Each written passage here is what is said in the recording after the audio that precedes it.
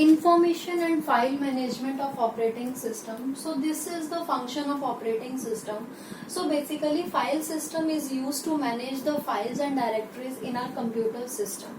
So these are the basic operations or functions that are performed by the file management operating system. So first is to create a file. If we want to create any file in our computer, so that is done by the operating system. If we want to create any folder, any directory, then any drive, then again it is done by the operating system. If we want to open a file, we can open a file in order to read the data. If we want to write the data into the file, again we have to open the file. For these all purposes, operating system will do that work. If we want to close the file, then again that will be done by the operating system. Read data from file to buffer, that means कि अगर हमें secondary memory से data primary memory में read करना है, then again that is done by the operating system. If we want to write the data from primary memory to secondary memory, then again it is done by the operating system. See students, buffer is known as a primary memory or some part of the primary memory, and file is always in the secondary memory. Change the working directory. Suppose if we are working currently on the C drive and अगर मुझे D drive के किसी folder में जाना है, then again that is done by the operating system. Read and return the file status means कि अगर मुझे फाइल की इंफॉर्मेशन चाहिए, फाइल की प्रॉपर्टीज के बारे में पता करना है, then again that is done by the operating system. Size क्या है फाइल का, फाइल कौन से टाइप की है, कब क्रिएट हुई है, सो वो सब चीजें जो है वो ऑपरेटिंग सिस्टम मैनेज करता है. Next is move the file pointer. File pointer is basically a cursor जो हमारा फाइल में मूव करता है, या तो रीडिंग के लिए या क्लोजिंग के लिए या फाइल को ओपन करने के लिए या राइटिंग के लिए. Okay, so these are the functions of file management. Now students, next is what is file. So basically file है क्या? File is the collection of data जहां पे यूजर जो है वो अपना डाटा स्टोर करता है, that is known as the file. So file is basically a collection of data and information. तो जो भी एक फाइल है, एक फाइल में जो डाटा है that is related at only. एक फाइल तुम क्रिएट करोगे, उसमें ऐसा नहीं है ना कि एक लाइन तुम ऑपरेटिंग सिस्टम के चैप्टर की लिखोगे और सेकंड लाइन तुम C++ की लिखोगे. अगर तुम एक फाइल क्रिएट करते हो तो उसमें सेम टाइप का इंफॉर्मेशन लिखते हो. अगर तुम ऑपरेटिंग सिस्टम के कंटेंट्स लिख रहे हो, दैट मीन्स तुम उसमें ऑपरेटिंग सिस्टम के ही नोट्स बनाओगे. सो एक जो फाइल है उसमें जितना भी डाटा है that is related to each other. अब हमारी जो फाइल्स हैं वो डिफरेंट डिफरेंट टाइप्स की हो सकती हैं. या तो वो कोई टेक्स्ट फाइल हो सकती है, या वो कोई वर्ड फाइल हो सकती है, या कोई पीपीटी हो सकती है, या वो कोई सोर्स कोड की फाइल हो सकती है. तो जो फाइल्स हैं वो डिफरेंट डिफरेंट टाइप्स की हैं. तो हमें पता कैसे चलता है कि वो कौन से टाइप की फाइल है? उसकी एक्सटेंशन से. So with the help of extension, और जो सिंबल फाइल के पहले बना रहता है उस सिंबल से और फाइल के एक्सटेंशन से we can come to know कि वो किस टाइप की फाइल है. Okay students, now next is कौन कौन से ऑपरेशंस जो है वो हम फाइल के साथ परफॉर्म कर सकते हैं. So operations that we can perform with the file. So first operation is we can create a file. अगर मुझे कोई भी फाइल क्रिएट करना है तो मैं सिंपल एक फाइल क्रिएट करने के लिए उस फाइल को नाम प्रोवाइड करूंगी, और जिस टाइप का फाइल मुझे क्रिएट करना है उस टाइप का मैं सॉफ्टवेयर यूज करूंगी. अगर मुझे वर्ड फाइल यूज करनी है तो मैं वर्ड प्रोसेसर यूज करूंगी. अगर मुझे पीपीटी बनानी है तो मैं Microsoft PowerPoint presentation open करूंगी. Okay, so that is done by the operating system. या तो हम फाइल को क्रिएट कर सकते हैं या तो हम फाइल को डिलीट कर सकते हैं. सपोज अब मुझे अपने कंप्यूटर सिस्टम में फाइल नहीं चाहिए, उसका काम हो चुका है, या मुझे कोई प्रोग्राम एग्जीक्यूट करना था बट अभी मुझे वो प्रोग्राम नहीं चाहिए, या उसका एग्जीक्यूशन कंप्लीट हो चुका है, तो उस फाइल को हम क्या करेंगे, डिलीट कर देंगे मेमोरी से, सो दैट कोई नया प्रोसेस आके वहां पे वो एलोकेट हो सके. Third one is rewind a file. Rewind a file means कि अगर सपोज मैं 10th लोकेशन पे हूँ फाइल की, अगर मेरी फाइल जो है वो 100 लोकेशन की फाइल है एंड अभी मैं 10th लोकेशन पे हूँ, बट मुझे वापस से फर्स्ट लोकेशन पे जाना है, तो that is possible in case of file. अगर फॉर एग्जाम्पल मैं वर्ड फाइल मेरी ओपन है एंड मैं वर्ड के 10th पेज पे कुछ डाटा राइट कर रहे हो, बट मुझे अभी फर्स्ट पेज पे जाना है, तो easily we can go to the first page, तो दैट मीन्स कि we can rewind the file also. Next one is delete a file, next is modify a file. If we want to make any changes into the file, then again we can do that changes. Okay, next is write into the file. If we want to write something into the file, then we can write into the file by opening this file. Okay, next one is read from the file. If we want to read the contents of the file, तो firstly we have to open the file, then again file जो है वो open कौन करेगा, operating system, and open होने के बाद user can read the data from that. So these are the functions that are related to the file system. Now students, next topic is file system types. So file system जो है हमारे पास basically that are of two types.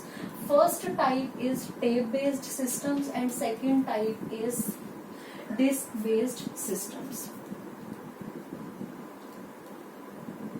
Okay, so जो file system है वो दो type का है. ये ट्रेडिशनल टाइप है and this is the current type. तो पहले के टाइम में जो हमारे फाइल सिस्टम्स होते थे वो टेप बेस्ड सिस्टम्स होते थे, but nowadays we are using the disk based systems. For example DVDs, CDs, hard disk, floppy disk etcetera. And tape based systems के एग्जाम्पल है फॉर एग्जाम्पल कैसेट्स, जो हम पुराने time में tape record में use करते थे, या हमारे जो कैमराज, रील वाले कैमराज होते थे. ठीक है, तो वो कौन से सिस्टम्स थे, टेप बेस्ड सिस्टम. वैसे ही हमारा जो कंप्यूटर का मेमोरी था वो भी टेप बेस्ड सिस्टम को फॉलो करता था. But nowadays in order to save the data we can use the disk based system. So students, what is the difference between tape based system and the disk based system is, tape based system में suppose ये हमारा memory है, okay, और ये हमारा file है. ये file का बिगनिंग है and this is the end of the memory. Okay, and disk based system में अगेन ये हमारा एक एरिया है जहां पे मैंने पूरे के पूरे मेमोरी को डिफरेंट डिफरेंट ब्लॉक्स में डिवाइड किया. This is first block, second block and suppose 9 blocks जो है उसमें मैंने मेमोरी को डिवाइड किया. And in case of the sequential access मैंने मेमोरी को डिवाइड नहीं किया. अब students, in case of the tape based system अगर मुझे कोई भी डाटा सेव करना है तो मैं यहाँ से डाटा सेव करना स्टार्ट करूंगी. ओके, पहले मैं यहाँ डाटा सेव करूंगी, फिर वो यहाँ पे पुश होगा, फिर second data, third data, fourth data, fifth data, like this. But अगर मुझे डिस्क बेस्ड सिस्टम में कोई भी डाटा सेव करना है देन डायरेक्टली मैं उस पर्टिकुलर फोल्डर में जाऊंगी, उस पर्टिकुलर फोल्डर में मैं एक फाइल क्रिएट करूंगी और वहां पे जाके मेरा डाटा सेव हो जाएगा. Second, in case of the tape based system, if I want to read something from this tape, तो मैं डायरेक्टली वहां पे नहीं जा सकती, मुझे सीक्वेंशियली एक्सेस करना पड़ेगा इन ऑर्डर टू रीड और राइट द डाटा. अब अगर यहाँ पे मेरे पास 100 लोकेशन एंड सपोज कि मुझे 90th लोकेशन पे कोई डाटा जो है वो राइट करना है, तो मुझे 1 से लेके 90th लोकेशन तक मूव करना पड़ेगा in order to write at this location. But in case of the disk block system, अगर यहाँ पे 9 ब्लॉक्स हैं सपोज, और मुझे 9 ब्लॉक पे कोई डाटा लिखना है, तो मैं डायरेक्टली उस पर्टिकुलर ब्लॉक के पास जाऊंगी और वहां पे जाके डाटा लिख दूंगी. Okay, so this is the basic idea behind both the tape based systems and the disk based system.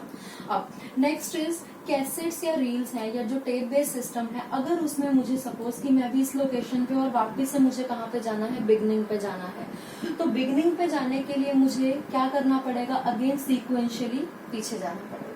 But उस केस में अगर मुझे 9 से 1 में जाना है then directly using the file pointer we can go to the first location. Okay, next is tape based system में जो एक्सेस टाइम है to access the data is much much more as compare to the disk based system. Disk based system में directly we can access the contents from the memory, but in case of the tape based system sequentially we have to access, so that means it is time consuming process, while disk based system is less time consuming, or comparatively it will not take much time to access the data. Okay, so this is the file system. Now next topic is access methods. Access methods in the file system.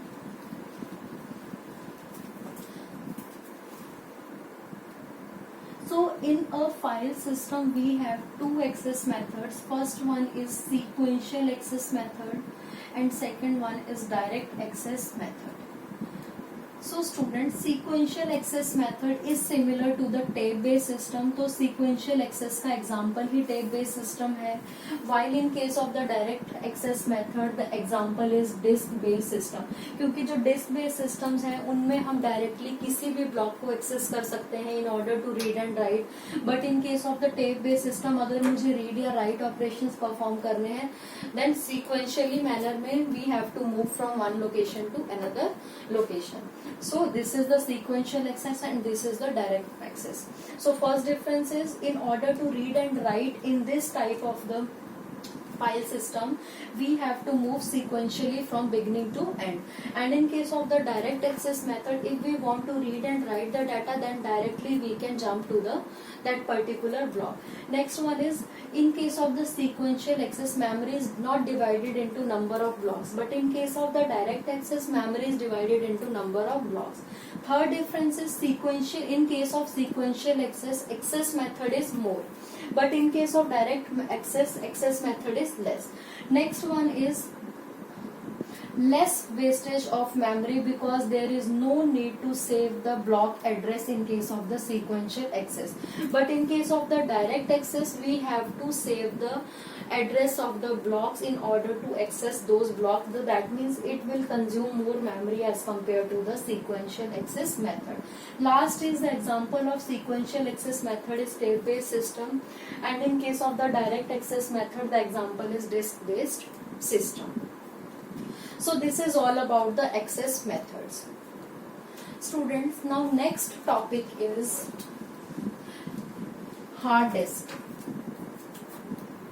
So hard disk comes under the disk based system. तो हमारे syllabus में hard disk एक topic है जिसमें 4 terms हैं related to hard disk. वो terms जो हैं या तो वो एमसीक्यूज में आती हैं या वो डेफिनेशन के लिए आती हैं. Okay, so hard disk basically क्या है? Hard disk is a secondary storage device which is use to store the information और वी कैन से डाटा. अब जो हार्ड डिस्क है that is circular in shape, और हार्ड डिस्क जो है वो सर्कुलर शेप में और बाहर से that is having the metallic coating, और मेटालिक कोटिंग है. और hard disk is divided into the concentric circles. जो भी हार्ड डिस्क है अगर उसको तुम अच्छे से देखोगे तो उसमें सर्कल्स हैं. तो उन सर्कल्स को हम क्या बोलते हैं? दो circles are known as the tracks. Okay, so each circle is known as the track. And further हम इनको डिवाइड करते हैं into number of sectors. So that means in the hard disk is divided into the tracks, and further the tracks are divided into the number of sectors. Okay, so the concentric circles are known as the tracks, and further the tracks are divided into number of sectors.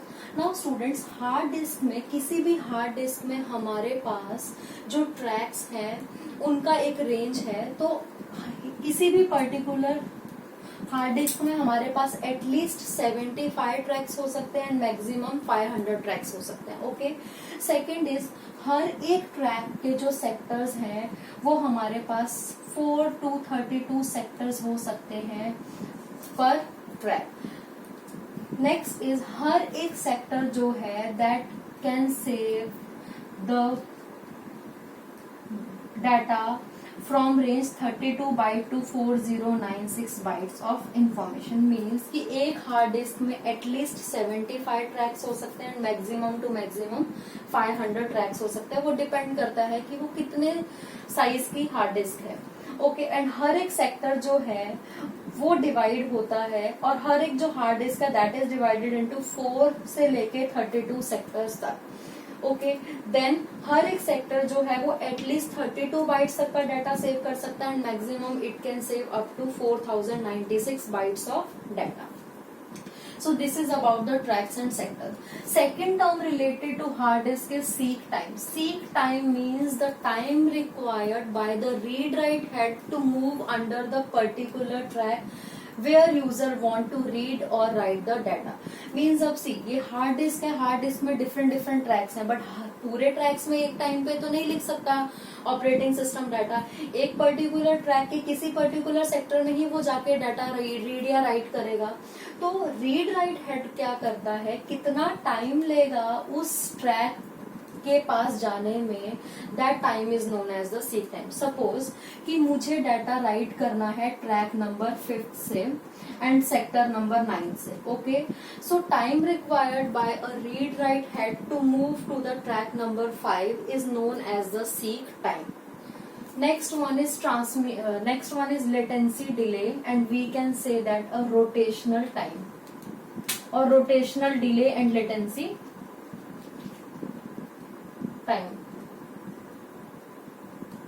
Okay, so latency delay or rotational time, or we can say that a latency time and rotational delay, it means कि अब particular track हमने select कर लिया जहां पे हमें read या write operation करना है, but track is again divided into number of sectors.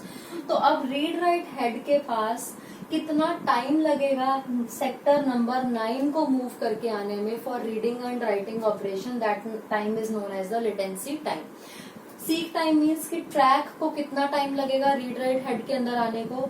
उसके बाद लेटेंसी टाइम मीन्स उस पर्टिकुलर ट्रैक के सिलेक्टेड सेक्टर को कितना टाइम लगेगा रीड राइट हेड के अंदर आने में, that is known as the latency time. Last definition that is related to the hard disk is transmission time. Transmission time is the time required by the read write head to activate. अब हमारे पास read write head है जो हमारे read and write operations perform करता है. अगर operating system को या यूजर को कुछ भी रीड या राइट ऑपरेशंस परफॉर्म करने हैं इन द हार्ड डिस्क, तो रीड राइट हेड को एक्टिवेट करना पड़ेगा क्योंकि यही एक्टिवेट होकर रीडिंग एंड राइटिंग ऑपरेशंस करेगा. तो कितना टाइम लगाता है रीड राइट हेड एक्टिवेट होने के लिए, that time is known as the transmission time. So this is all about the hard disk. Next is contiguous allocation methods. Next topic is contiguous allocation methods.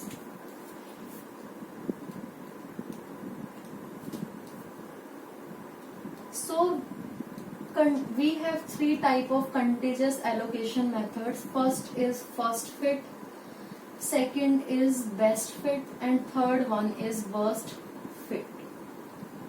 Students, अब ये topic में क्या है कि हम किसी भी फाइल को मेमोरी में किस तरह से फिट कर सकते हैं वो हमें पता चलेगा इन तीनों एल्गोरिदम से. First is first fit, second is best fit and third one is worst fit.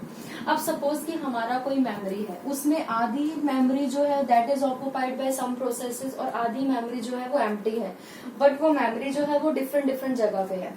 Suppose ये हमारी कोई मेमोरी है that is divided into number of blocks.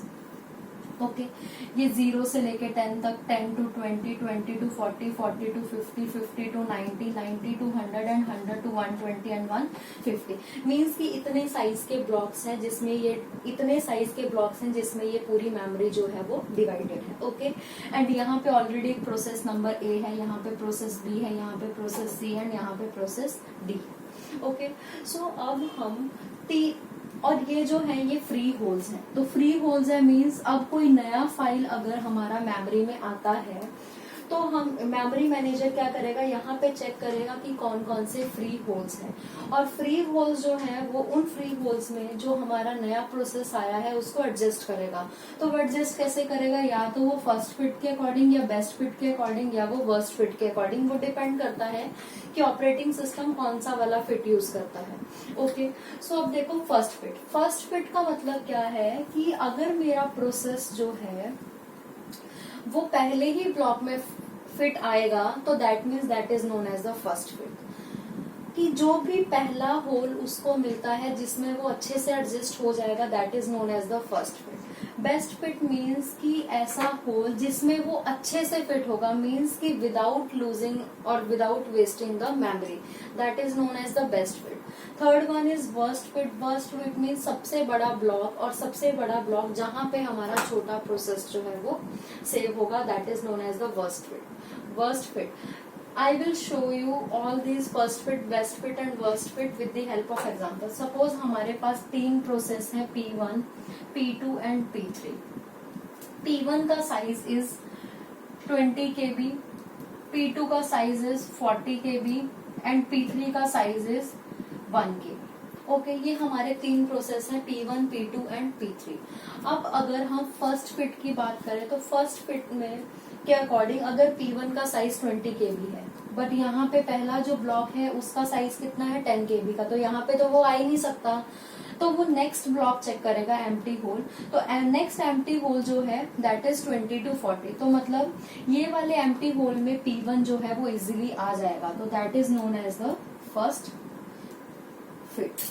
अगर ये सपोज यहाँ पे 20 से लेके 50 भी होता सपोज, तो भी ये फर्स्ट फिट होगा, क्योंकि इस वाले ब्लॉक में ये P1 20 kb जो है वो इजीली एडजस्ट हो सकता है, बट अगर ब्लॉक का साइज छोटा है तो वो एडजस्ट हो ही नहीं सकता, तो that is not a first fit. वो ऐसा फ्री होल जहां पे वो पर्टिकुलर प्रोसेस जो है वो इजीली एडजस्ट हो जाए, चाहे उसमें मेमोरी वेस्ट हो या ना हो। ओके, तो that is known as the first fit. Second is P2 with size 40 kb। तो इसके लिए वो क्या करेगा, बेस्ट फिट चेक करेगा, मीन्स कि जितना क्लोज हो वो ब्लॉक इस साइज से, वो उसको हम क्या बोलेंगे, बेस्ट फिट। अब फर्स्ट को हम देखेंगे, वो तो 0 से 10 है, तो उसमें तो एडजस्ट ही नहीं हो सकता। नेक्स्ट है 20 से 50, तो that is occupied by a P1 process. Next आता है 50 टू यहाँ पे था 40। नेक्स्ट आता है 50 to 90, तो 50 to 90 आता है। तो 50 to 90 में देखो, अभी 50 to 90 का जो साइज है that is 40 kb, and 40 kb में पूरा 40 kb आ जाएगा, तो that means this is known as the best fit. Means कि इस स्पेस में जो है वो P2 जो है वो बेस्ट फिट होता है। Next one is P3। P3 है अभी 1 kb, तो वो इसको चेक करेगा 10 kb, तो दैट मीन्स 9 kb का वेस्टेज ही हो रहा है। ठीक है, ये तो ऑलरेडी यूज है, अभी ये भी ऑलरेडी यूज है, अब इसको चेक करेगा। इसमें क्या है 100 to 120 तक केबी का स्पेस है, बट यहाँ पे P3 का साइज इज ओनली 1 kb, तो यहाँ पे वो जाके क्या हो जाएगा, P3 जो है वो फिट हो जाएगा, तो that is known as the worst fit. अगर सपोज इसके बाद एक और साइज है 150 to 250 kb, तो अब हमारे लिए इस प्रोसेस के लिए वर्स्ट फिट कौन सा होगा, ये, क्योंकि जितना ज्यादा wastage within the block होगा that is known as the worst fit. Best fit means कि जितना कम से कम वेस्टेज होगा एक ब्लॉक में किसी प्रोसेस को रखने के बाद, that is known as the best fit. And first fit means कि पहला एम्प्टी ब्लॉक जिसमें हमारा प्रोसेस जो है वो एडजस्ट हो जाए, that is known as the first fit. चाहे वो फिर उस ब्लॉक का साइज और उस प्रोसेस का साइज सेम हो, या उस प्रोसेस के साइज से ब्लॉक का साइज जो है वो बड़ा हो। सो this is all about the first fit, best fit and worst fit. Allocation methods in file system. So allocation means to allocate a computer memory to the file in order to save it. Okay, so in file system, file management system, we have 3 different types using which we can save a file into the computer system. First is contiguous allocation, second is linked allocation, and third one is indexed allocation. So students, we will discuss all three allocations one by one. First is contiguous allocation. This type of allocation means a file can use the contiguous memory locations in order to save it in the memory.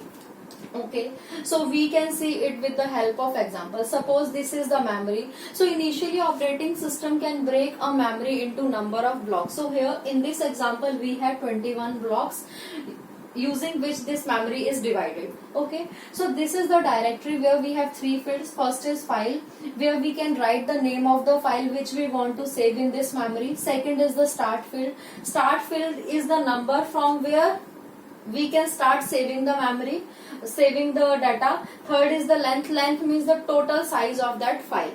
Now suppose हमारे पास एक file है with name A. A जो file है वो 1 block से start हुआ है save होना, and the total length of this file is 5.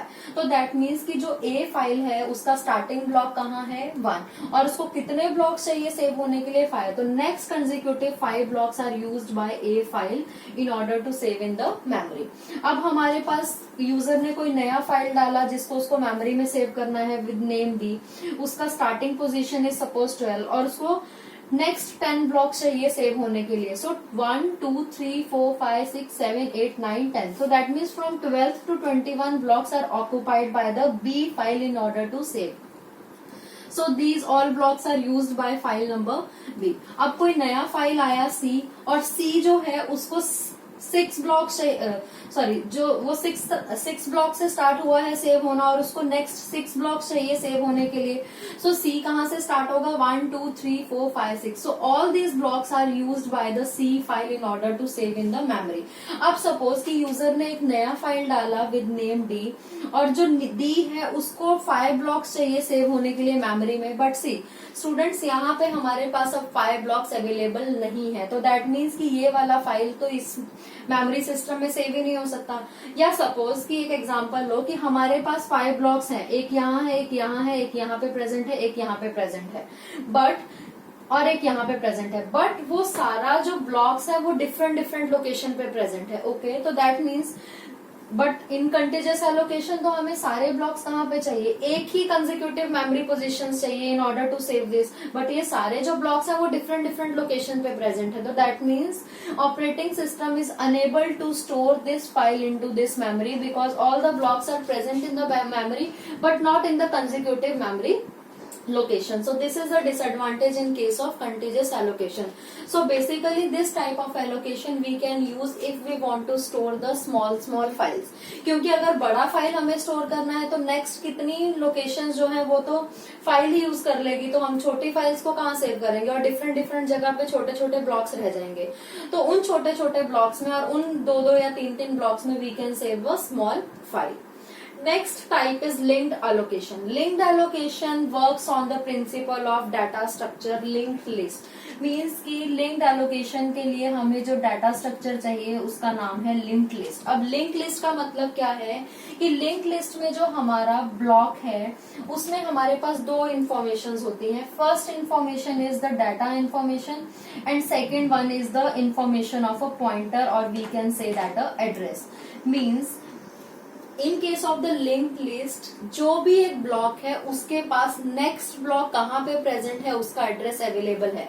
अब सपोज कि मुझे एक फाइल सेव करना है जिसका नाम है ए. ओके, तो ए फाइल जो है वो फर्स्ट ब्लॉक से स्टार्ट हुआ सेव होना, ठीक है, और एंड उसका कहाँ पे हुआ 5th ब्लॉक में. मीन्स कि जो पहला ब्लॉक है जो ए ने यूज किया सेव करने के लिए अपना डाटा वो फर्स्ट था और जो लास्ट ब्लॉक उसने यूज किया सेव करने के लिए डाटा दैट इज 5. तो इसके बीच में कितने भी नंबर ऑफ ब्लॉक्स हो सकते हैं वो डिपेंड करता है कि कितने साइज का जो है वो डाटा अवेलेबल है ए में. ओके, अब अगर सपोज कि ए को 5 ब्लॉक्स चाहिए और अगर हम कंटीजियस एलोकेशन यूज कर रहे हैं तो 1 2 3 4 5 अगर अवेलेबल है तो सारे ब्लॉक्स ऑक्यूपाई कर लेगा ए. बट अगर 1 से लेके 5 तक ब्लॉक्स एम्प्टी नहीं है तो हम ए को कैसे स्टोर करेंगे. तो ए को स्टोर करने के लिए जहां पे भी डिफरेंट डिफरेंट लोकेशन पे एम्प्टी ब्लॉक्स हैं उन सारे एम्प्टी ब्लॉक्स को यूज कर लेंगे in order to save this file A. अब देखो यहाँ पे एग्जाम्पल की हेल्प से सपोज हमारी फाइल है उसका नाम है ए और ए का जो स्टार्टिंग लोकेशन है और स्टार्टिंग ब्लॉक है दैट इज 1 और वो एंड हुआ है सपोज 10th ब्लॉक पे, ठीक है. तो यहाँ पे स्टार्ट हुआ, यहाँ पे एंड हुआ. नाउ ए फाइल स्टार्ट हुआ 1 से. अब सपोज कि 1 के बाद ये ऑलरेडी ऑक्यूपाइड ब्लॉक्स हैं 2 3 एंड 4. ओके, तो स्टार्ट कहाँ से हुआ, यहाँ पे. तो उसके बाद उसको दिखा कि 5th वाला ब्लॉक एम्प्टी है तो ऑपरेटिंग सिस्टम क्या करेगा, ए के डाटा को सेव करने के लिए 5th वाले ब्लॉक को यूज करेगा. तो 1 के पास किसका एड्रेस रहेगा, 5 का. ओके, तो यहाँ पे वो जाएगा. अब 5 के बाद उसने देखा कि 6 और 7th ब्लॉक जो है वो ऑलरेडी किसी और फाइल से ऑक्यूपाइड है, तो 5th और नेक्स्ट जो 8th ब्लॉक है वो एम्प्टी है. तो वो 5 जो है वो अपने पास कौन सा एड्रेस होल्ड करेगा, 8. तो दैट मीन्स कि 5th ब्लॉक में डाटा सेव होने के बाद वो डाटा नेक्स्ट डाटा कहाँ पे सेव होगा, 8th ब्लॉक में. अब 8th ब्लॉक में जाके वो किसका एड्रेस सेव करेगा, उससे नेक्स्ट वाले ब्लॉक का जहां पे नेक्स्ट डाटा स्टोर है. सो सपोज कि एंड में डाटा कहाँ पे स्टोर है 10, जहां पे मैंने ये लिखा है. तो दैट मीन्स कि 8th से कहाँ पे लिंक जाएगा, इस लिंक लिस्ट का 10 पे. अब 10 जो है वो इस फाइल का एंड है. तो दैट मीन्स कि जहां पे भी फाइल का एंड होता है इन case of the linked allocation या तो हम उसको रिप्रेजेंट करते हैं क्रॉस से या उसको रिप्रेजेंट करते हैं -1 से. सो इधर वी कैन राइट -1 और we can write cross. So this is how we can save the file in case of the linked allocation. एक और एग्जांपल देखो B. सपोज कि जो B फाइल है वो स्टार्ट हुआ है 15th लोकेशन से सेव होना और उसका एंड कहाँ हुआ है 19. और इस फाइल को सेव करने के लिए हमें चाहिए 2 ब्लॉक्स. ओके, तो हमें 2 ब्लॉक्स चाहिए. तो 15th है, तो 15th जो है वो स्टार्टिंग है, तो स्टार्टिंग में हम क्या लिख देंगे 19 का एड्रेस.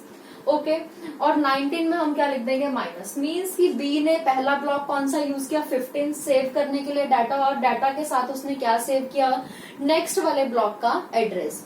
उसके बाद हम यहाँ पे गए, सेकेंड वाला ब्लॉक बी ने कौन सा यूज किया अपना डाटा सेव करने के लिए 19th. तो 19th में उसने अपना डाटा भी सेव किया और -1 भी सेव किया. -1 उसने क्यों सेव किया, क्योंकि ये लास्ट ब्लॉक है जहां पे हम डाटा सेव कर रहे हैं. उसके बाद बी फाइल को और कोई ब्लॉक नहीं चाहिए in order to save the data. Okay, so this is the end. Means कि उससे नेक्स्ट लिंक तो उसको चाहिए नहीं, उससे नेक्स्ट ब्लॉक तो उसको चाहिए नहीं डाटा सेव करने के लिए. तो हम किसका एड्रेस यहाँ पे लिखेंगे, तो हम किसी का एड्रेस वहां पे नहीं लिखेंगे. तो इधर वी कैन राइट -1 और we can write cross.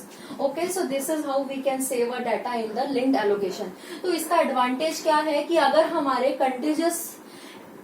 कंटिजियस blocks भी एम्प्टी नहीं है फाइल को सेव करने के लिए, तब भी हम फाइल को सेव कर सकते हैं यूजिंग द लिंक्स और यूजिंग द पॉइंटर्स. जहां पे भी मेमोरी में डिफरेंट जगह पे एम्प्टी ब्लॉक्स अवेलेबल हैं, उन सब एम्प्टी ब्लॉक्स को हम यूज कर सकते हैं फाइल को सेव करने के लिए. बट इस केस में डिसएडवांटेजेस क्या है. First disadvantage is the pointers overhead. Means की पॉइंटर्स जो है वो एक्स्ट्रा मेमोरी लेंगे, ऑक्युपाई करेंगे खुद को सेव करने के लिए मेमोरी में. Pointers means address. अब जैसे ये एग्जांपल था, इसमें 15th जो ब्लॉक है उसमें डाटा तो प्रेजेंट है ही बी का, बट साथ में हमें एड्रेस भी सेव करना पड़ा नेक्स्ट ब्लॉक का. तो दैट मीन्स कि 19 तो ओवरहेड ही है. सिमिलरली 19th ब्लॉक में बी का डाटा है, बट साथ में मुझे एक पॉइंटर -1 भी सेव करना पड़ा. तो दैट मीन्स कि ये इन सबको सेव करने के लिए there is a overhead. Second one is कि अगर हमारा एक भी पॉइंटर लॉस्ट होता है तो पूरा का पूरा लिंक जो है वो ब्रेक हो जाएगा. जैसे सपोज कि मेरी यही फाइल है बी फाइल, अगर गलती से भी 19 मेमोरी से डिलीट हो जाता है तो ऑपरेटिंग सिस्टम को नहीं समझ में आएगा कि 15th के बाद वो बी जो डाटा है उसका, बी जो फाइल है उसका नेक्स्ट डाटा कहाँ पे सेव है. अगर 19 ही चला गया तो ऑपरेटिंग सिस्टम कहाँ से चेक करेगा कि नेक्स्ट कौन सा ब्लॉक जो है वो बी ने ऑक्युपाई किया है. So that is the disadvantage in case of the linked allocation. Third type is indexed allocation. So students, index allocation में बेसिकली हम एक इंडेक्स ब्लॉक क्रिएट करते हैं और उस इंडेक्स ब्लॉक में we can put all the information about the file. तो index allocation में ना हम लिंक्स यूज करते हैं, ना हम कंटिजियस एलोकेशंस प्रोवाइड करते हैं मेमोरी में डाटा को सेव करने का. तो सपोज एग्जांपल देखो, सपोज हमारे पास एक फाइल है ए, उसका मैंने इंडेक्स ब्लॉक बनाया 19 को. तो 19 इंडेक्स ब्लॉक में उन सारे पॉइंटर्स का इंफॉर्मेशन होगा जो जो पॉइंटर्स इस ए फाइल को सेव करने के लिए चाहिए. और we can say a blocks. Okay, जैसे अब ये है ए फाइल, इसके लिए मैं एक इंडेक्स ब्लॉक बनाऊंगी. This is index block with number 19. तो 19th ब्लॉक में उन सारे पॉइंटर्स या उन सारे ब्लॉक्स का इंफॉर्मेशन है that are required to save this file. तो सपोज ए फाइल को सेव करने के लिए हमें ब्लॉक्स चाहिए थे 7, 8 एंड 10. तो इन तीनों ब्लॉक्स का इंफॉर्मेशन कौन से वाले इंडेक्स ब्लॉक में है 19th वाले में. तो 19th वाले ब्लॉक में किस किस का इंफॉर्मेशन है 10 का, 8 का एंड 7 का. Okay, so this is how we can allocate the blocks in case of the index allocation. तो इस केस में भी यही है कि अगर कंटिन्यूअस मेमोरी लोकेशंस अवेलेबल नहीं है किसी फाइल को सेव करने के लिए, तो जहां जहां स्पेसेस अवेलेबल हैं और जो जो ब्लॉक्स एम्प्टी हैं उन ब्लॉक्स को हम यूज कर सकते हैं. और उन सारे ब्लॉक्स की इन्फॉर्मेशन कहाँ पे रहेगी, एक पर्टिकुलर ब्लॉक के अंदर. तो इससे क्या है कि अगर एक भी लिंक लॉस्ट होता है तो इस केस में क्या था, डिसएडवांटेज था. बट इस केस में लिंक्स नहीं है, इस केस में इंडेक्स ब्लॉक है, तो और सारा का सारा इन्फॉर्मेशन वहां पे है. ओके, तो इसमें क्या है कि अगर सपोज कि 19 ब्लॉक में 3 ब्लॉक का इन्फॉर्मेशन, अगर एक भी गलती से डिलीट हो जाता है तो 2 तो हमारे पास है ही. बट इस केस में अगर हमें 10 ब्लॉक चाहिए डाटा को सेव करने के लिए और फर्स्ट में ही पॉइंटर का इन्फॉर्मेशन डिलीट हो जाता है तो नेक्स्ट सारे 9 के 9 ब्लॉक्स तो हमें अवेलेबल ही नहीं हो पाएंगे ऑपरेटिंग सिस्टम को. बट इस केस में वो डिसएडवांटेज जो है वो थोड़ा रिड्यूस होता है. ओके तो basically index allocation is use to store the large number of files. तो अगर हमें बड़े साइज की फाइल्स को सेव करना है then we can use the index allocation. अगर हमें स्मॉल फाइल्स को यूज करना है then we can use the continuous allocation. Okay and linked allocation is mixed. That depends कि अगर लिंक्ड एलोकेशन यूज करोगे बट उसके लिए there are the disadvantages, so it depends upon the operating system whether it is using the linked allocation और not. Now, next topic is device drivers. So students, have you heard about the device drivers? This is a very common term in the computer system. What are the device drivers? So basically device drivers जो है वो input output के लिए हम use करते हैं term device drivers. जो भी तुम अपने कंप्यूटर सिस्टम में इनपुट और आउटपुट डिवाइसेस यूज करते हो, हर एक डिवाइस के लिए there is a pre programming, और वो प्री प्रोग्रामिंग हमें क्या बताती है कि how to use these devices while they are attaching with the computer. Okay that means device driver is a subroutine, or we can say a special subroutine for all the input output devices. सी अब हमारे computer में जितने भी input output devices connected हैं, हर एक के लिए हमें डिवाइस ड्राइवर्स इंस्टॉल करने पड़ते हैं। कुछ डिवाइस ड्राइवर जो हैं वो ऑलरेडी मैन्युफैक्चरिंग के टाइम पे ही इंस्टॉल्ड हो जाते हैं, बट कुछ डिवाइसेस के लिए we have to install the device drivers so that they can smoothly attach or so that they can smoothly run in our computer. Suppose जैसे कीबोर्ड है, ओके कीबोर्ड जो है वो या प्लग एंड प्ले से we can use the keyboard. Okay उसको attach किया, अगर हम डेस्कटॉप सिस्टम यूज कर रहे हैं तो हमने सीपीयू के साथ कीबोर्ड को यूएसबी के थ्रू अटैच किया एंड कीबोर्ड स्टार्ट्स वर्किंग। तो वो कीबोर्ड कैसे स्टार्ट करेगा वर्किंग करना? ए को मैंने प्रेस किया और ए जो है वो तुम्हें मॉनिटर स्क्रीन पे दिखता है, बट वो मॉनिटर स्क्रीन पे कैसे दिखता है? So there is a logic behind this कि how it is displayed on the computer screen. तो वो जो लॉजिक है इसके पीछे वो उसको हम क्या बोलते हैं? Device driver. मीन्स कि जब भी हम कोई डाटा जो है वो मुझे मॉनिटर पे प्रिंट करवाना है, जो भी मैंने कीबोर्ड से टाइप किया, तो उसके पीछे एक प्रोग्रामिंग है। उस प्रोग्रामिंग को कहाँ पे लिखा गया है? डिवाइस ड्राइवर्स में। तो उस प्रोग्रामिंग के थ्रू ही जो भी मैं कीबोर्ड से एंटर करूंगी वो हमें मॉनिटर पे डिस्प्ले होगा। जैसे तुम प्रिंटर अटैच करते हो, तो जैसे ही तुमने प्रिंटर अटैच किया और कोई भी कमांड दिया प्रिंट का, तो पेपर प्रिंट हो जाता है। तो वो कैसे प्रिंट होगा? कंप्यूटर इज अ डम सिस्टम। तो कंप्यूटर तो इतना इंटेलिजेंट नहीं है कि वो खुद से कोडिंग करे, खुद से प्रोग्रामिंग करे और जो भी तुमने कमांड दिया उसको अंडरस्टूड करके उसने प्रिंटिंग किया। उसने प्रिंट क्यों किया? Because there are the device और the printer drivers installed in our computer.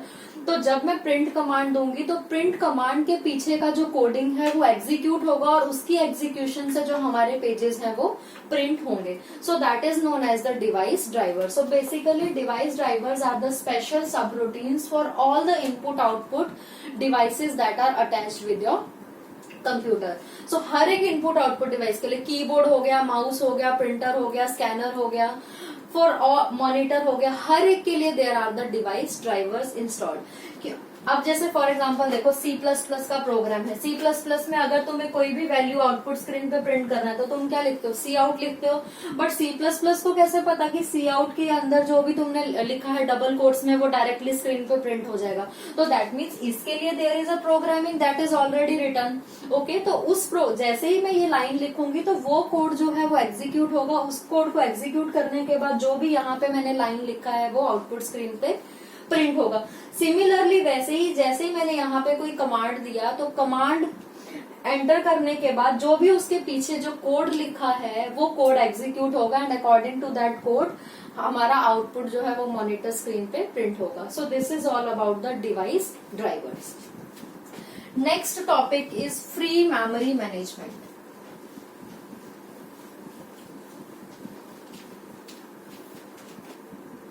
So students, free memory management means कि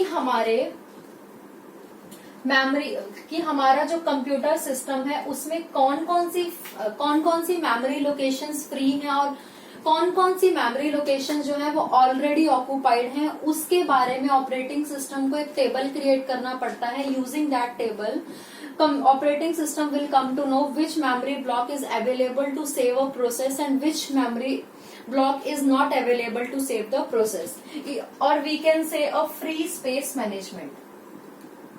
Okay, so उस केस में क्या है कि हम एक बिट वेक्टर और we can say a bit map, एक बिट मैप या बिट वेक्टर क्रिएट करते हैं. उसमें हमारे पास वैल्यूज होती हैं 1 एंड 0.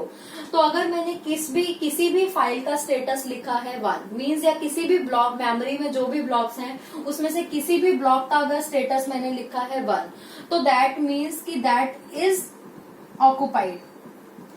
और अगर मैंने किसी भी फाइल का स्टेटस लिखा है 0, तो that means that file is free. So free locations में we can save the data, and in occupied locations we are not able to save the data. So this is the free space management. Next topic is system calls in information or file management. So what is system call? Students, system call means कि जब भी मुझे या user को कोई भी operating system की services use करनी है, तो उस टाइम पे एक सिस्टम कॉल जनरेट होता है from the user mode to the kernel mode. See we have 2 types of the modes in operating system. First is the user mode and second one is the kernel mode. तो that means कि user जो भी अपने programs लिखता है computer में, that is in the user mode. But अगर उसको वो प्रोग्राम्स को एग्जीक्यूट करने के लिए ऑपरेटिंग सिस्टम की सर्विसेज चाहिए, तो दैट मीन्स कि यूजर मोड जो है वो कौन से मोड में शिफ्ट होता है? कर्नल मोड में. सो जितने भी ऑपरेटिंग सर्विसेज हैं, ऑपरेटिंग सिस्टम की सर्विसेज हैं, that comes under the kernel mode. और वाइल जहां पे भी यूजर का इन्वॉल्वमेंट है, that is known as the user mode. Means user अगर कुछ भी वर्ड की फाइल में लिख रहा है, या यूजर जो है वो प्रोग्राम्स को लिख रहा है किसी भी सॉफ्टवेयर में, तो that comes under the user mode. So system call का मतलब क्या है कि अगर सपोज कि मुझे कोई वैल्यू जो है वो प्रिंट करनी है मॉनिटर पे, तो मॉनिटर पे वैल्यू प्रिंट करने के लिए यूजर क्या करेगा? कीबोर्ड से कोई भी की को प्रेस करेगा और वो वैल्यू जो है वो हमारी मॉनिटर पे प्रिंट होगा. बट यहां से तो यहाँ पे तो यूजर ने वैल्यू को प्रेस कर दिया, बट वो प्रिंट कहाँ पे होनी चाहिए? मॉनिटर पे. तो वो प्रिंटिंग का काम कौन करवाएगा? हमारा ऑपरेटिंग सिस्टम. और ऑपरेटिंग सिस्टम प्रिंटिंग का कमांड कैसे करवाएगा? जब भी यूजर ने यहाँ से वैल्यू एंटर किया, तो एक सिस्टम कॉल जनरेट होगा. किसको? ऑपरेटिंग सिस्टम के कर्नल को. और कर्नल को जैसे ही सिस्टम कॉल रिसीव हुआ, तो अकॉर्डिंग टू द रिक्वेस्ट वो कर्नल क्या करेगा? जो भी रिक्वेस्ट है उसके अकॉर्डिंग जो है वो आउटपुट जनरेट करेगा. सो this is the system call. और सिंपल एग्जांपल देखो. फॉर एग्जांपल, अगर मुझे 2 नंबर्स को ऐड करना है 2 and 2, and the result of these 2 numbers are 4. So that means कि मुझे ये दोनों नंबर्स को ऐड करके आउटपुट स्क्रीन पे 4 को प्रिंट करना है. Okay, so 2 + 2 is done by the ALU. तो that means this is done by the CPU. CPU जो है वो 2 + 2 को प्रोसेस करेगा, बट आउटपुट स्क्रीन पे उसको कौन प्रिंट करेगा? उसको आउटपुट स्क्रीन पे प्रिंट करने के लिए हमें क्या चाहिए? Operating system. तो प्रोसेसिंग के बाद यहां से उसको सिस्टम कॉल जनरेट होगी ऑपरेटिंग सिस्टम को, और जिस टाइप की सिस्टम कॉल जनरेट होगी उसके अकॉर्डिंग जो है वो ऑपरेटिंग सिस्टम क्या प्रिंट कर देगा? 4. ओके, तो दैट मीन्स यहां से उसको एक प्रिंट कमांड जो है, प्रिंट की एक सिस्टम कॉल जो है वो जनरेट होगी. तो ऑपरेटिंग सिस्टम का कर्नल चेक करेगा कि किस टाइप की कमांड जो है वो सिस्टम कॉल के थ्रू आया है. तो उसने चेक किया कि प्रिंट कमांड आया है, तो वो क्या कर देगा? ऑपरेटिंग सिस्टम 4 को मॉनिटर स्क्रीन पे प्रिंट कर देगा. So this is known as the system call. So students, कई ऐसे ऑपरेटिंग सिस्टम्स हैं जिनमें हम डायरेक्ट सिस्टम कॉल्स प्रोवाइड करते हैं, और कुछ ऐसे ऑपरेटिंग सिस्टम्स हैं जिनमें we can give the indirect system calls. For example Linux है. लाइनेक्स में अगर मुझे रीड और राइट ऑपरेशंस करने हैं परफॉर्म, तो directly we can give the system call that is read, write, open, close. ठीक है, मीन्स अगर मुझे फाइल को ओपन करना है तो मैं डायरेक्टली ये ओपन सिस्टम कॉल जो है वो ऑपरेटिंग सिस्टम को दूंगी. अगर मुझे फाइल को क्लोज करना है तो मैं डायरेक्ट सिस्टम कॉल दूंगी. किसको? ऑपरेटिंग सिस्टम को. बट जैसे हमारे विंडोज ऑपरेटिंग सिस्टम है। इन टाइप के ऑपरेटिंग सिस्टम्स में जो सिस्टम कॉल्स हैं दो that systems call are indirect. और विंडोज में about there are 700 different types of system calls, ठीक है।